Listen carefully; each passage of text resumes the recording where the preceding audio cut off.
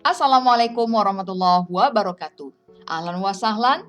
Semangat belajar agama bersama dengan channel pembelajaran PAI bersama dengan Ibu Hani Oktora SPDI. Sebelum kita belajar, Ibu ingatkan kalian semua mengenai adaptasi kebiasaan baru. Wajib memakai masker dan tetap jaga jarak apabila di luar rumah. Selalu mencuci tangan dengan air mengalir, menyediakan hand sanitizer, mengkonsumsi makanan bergizi lagi seimbang, olahraga dan istirahat yang cukup, tidak bersentuhan atau bersalaman, menggunakan transaksi elektronik, setibanya di rumah langsung mandi. Mari kita ikut membantu memutus mata rantai penyebaran COVID-19 dimulai dari kesadaran diri sendiri. Pada pertemuan kali ini, kita akan membahas tentang indahnya kebersamaan dengan sholat berjamaah yang merupakan bab 4 pelajaran kelas 7 semester 1. Nah, agar lebih berkahnya kegiatan belajar kali ini, mari bersama-sama kita membaca basmalah. Bismillahirrahmanirrahim. Adapun kompetensi dasar pelajaran bab 4 sebagai berikut. 3.8 memahami ketentuan sholat berjamaah. 4.8 mempraktikkan sholat berjamaah. Nah, untuk memudahkan kamu memahami materi tentang sholat berjamaah, mari perhatikan peta konsep berikut. Dalam bab sholat berjamaah ini akan membahas konsep sholat berjamaah, tata cara sholat berjamaah, membiasakan sholat berjamaah, dan kecintaan terhadap sholat berjamaah yang akan diwujudkan melalui perilaku sebagai berikut. Demokratis, toleran, kebersamaan, kerjasama, dan akhlak terpuji lainnya. Renungkanlah. Masjid merupakan tempat beribadah umat Islam. Di dalam masjid, mereka saling berdekatan, bertatapan, berjabat tangan, bertegur sapa untuk mewujudkan semangat ukhuwah. Ukhuwah yang paling indah adalah kebersamaan orang yang sholat berjamaah di dalam masjid.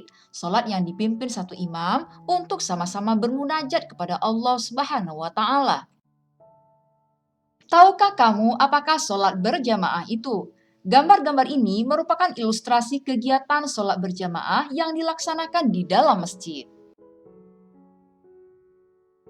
Jadi sholat berjamaah adalah sholat yang dikerjakan oleh dua orang atau lebih secara bersama-sama dan salah seorang dari mereka menjadi imam, sedangkan yang lainnya menjadi makmum.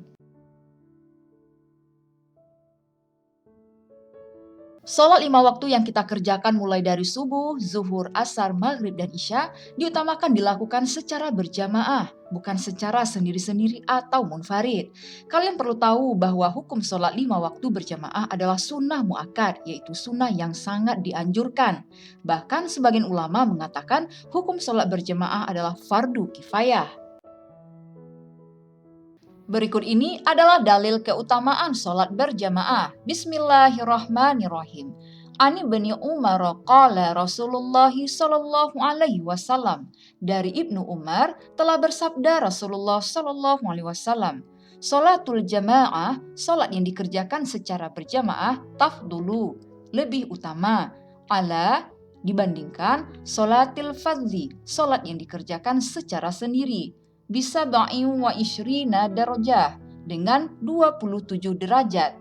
Rawahul Bukhari wa Muslim. Hadis ini diriwayatkan oleh Bukhari dan Muslim. Arti lengkapnya sebagai berikut. Dari Ibnu Umar ridho Allah kepadanya, Rasulullah Shallallahu alaihi wasallam bersabda, sholat berjamaah lebih utama dibandingkan sholat sendirian dengan 27 derajat. Hadis riwayat Bukhari dan Muslim. Dalil kedua sebagai berikut. Bismillahirrahmanirrahim. An Anas bin Malik radhiyallahu anhu, dari Anas bin Malik ridho Allah kepadanya, anin Nabi sallallahu alaihi wasallam, dari Nabi sallallahu alaihi wasallam, annahu kana yaqulu, bahwasanya telah bersabda Rasulullah sallallahu alaihi wasallam, man shalla, barang siapa salat fi masjidin jamaah, berjamaah di masjid, arba'ina lailah, 40 malam, la tafutuhur rak'atul ula, tidak pernah tertinggal pada rakaat pertama, min sholatil isya'i, dari sholat isya, kataballahu lahu biha itqam, maka Allah akan membebaskan baginya minan nar, dari api neraka. Rawahu Ibnu Majah. Hadis ini diriwayatkan oleh Ibnu Majah. Arti lengkapnya adalah sebagai berikut. Dari Anas bin Malik, ridha Allah kepadanya, dari Nabi Muhammad SAW, sesungguhnya beliau bersabda, barang siapa sholat di masjid dengan berjamaah selama 40 malam dan tidak pernah tertinggal pada rakaat pertama dari sholat isya, maka Allah akan membebaskan baginya dari api neraka. Hadis ini diriwayatkan oleh Ibnu Majah. Berikut ini adalah syarat sah sholat berjamaah. Ada imam, makmum berniat untuk mengikuti imam. Sholat dikerjakan dalam satu majelis. Sholat makmum sesuai dengan sholatnya imam. Nah, barangkali ada di antara kamu yang berminat menjadi imam. Maka berikut ini syarat yang perlu kamu pahami. Yang pertama adalah mengetahui syarat dan rukun sholat serta perkara yang membatalkan sholat.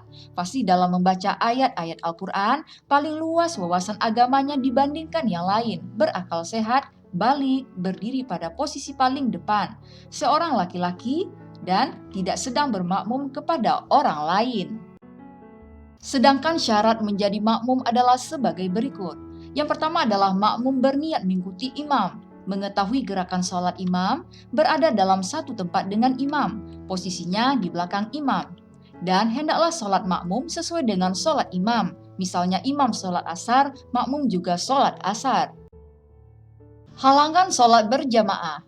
Hujan yang mengakibatkan susah menuju ke tempat sholat berjamaah, angin kencang yang sangat membahayakan, sakit yang mengakibatkan susah berjalan menuju ke tempat sholat berjamaah, sangat ingin buang air besar atau buang air kecil, dan karena baru makan makanan yang baunya sukar dihilangkan seperti bawang, petai, dan jengkol.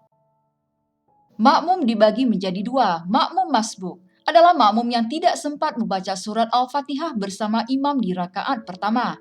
Makmum muwafiq adalah makmum yang dapat mengikuti seluruh rangkaian sholat berjamaah bersama imam. Jika kalian dalam kondisi ketinggalan berjamaah, perlu kecermatan dalam tata cara menghitung jumlah rakaat. Untuk itu, perhatikan ilustrasi peristiwa sebagai berikut. Pada saat makmum datang untuk berjamaah sholat asar, imam masih berdiri rakaat pertama. Namun, saat makmum masbuk ini belum selesai membaca Al-Fatihah, imam ruku.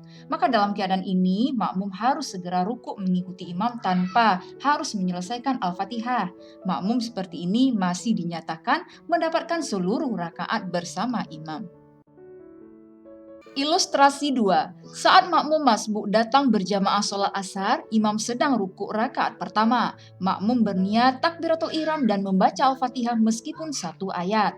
Lalu makmum segera rukuk mengikuti imam tanpa harus menyelesaikan bacaan Al-Fatihah. Makmum semacam ini masih dinyatakan mendapatkan seluruh rakaat bersama imam. Ilustrasi ketiga, pada saat makmum datang untuk berjamaah sholat asar, imam sedang iktidal atau sujud rakaat 1. Makmum masbuk berniat takbiratul ihram dan langsung iktidal atau sujud bersama imam. Maka pada saat imam menutup sholat dengan salam, makmum berdiri lagi untuk menambah kekurangan rakaat yang belum selesai.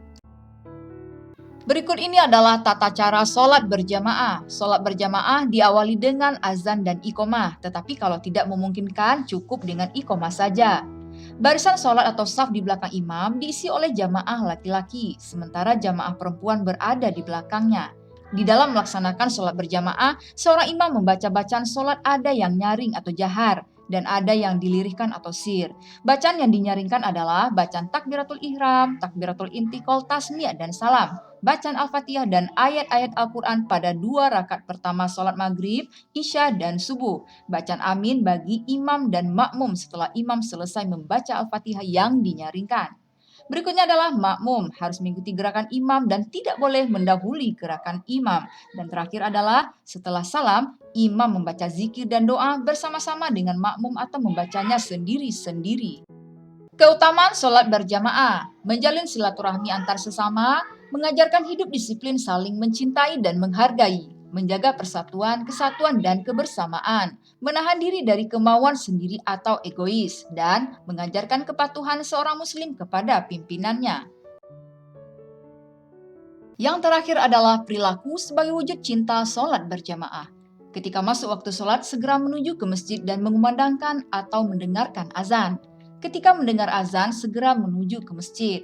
mengajak teman-temannya untuk sholat berjamaah, suka menjalin tali silaturahmi antara sesama di masjid, senang mendatangi majelis taklim untuk menuntut ilmu agama, tidak suka membeda-bedakan status sosial seseorang karena kedudukannya sama di hadapan Allah Subhanahu wa Ta'ala, bersikap demokratis, taat kepada pimpinan selama tidak melakukan kesalahan, dan menjaga persatuan, kesatuan, dan bersikap demokratis.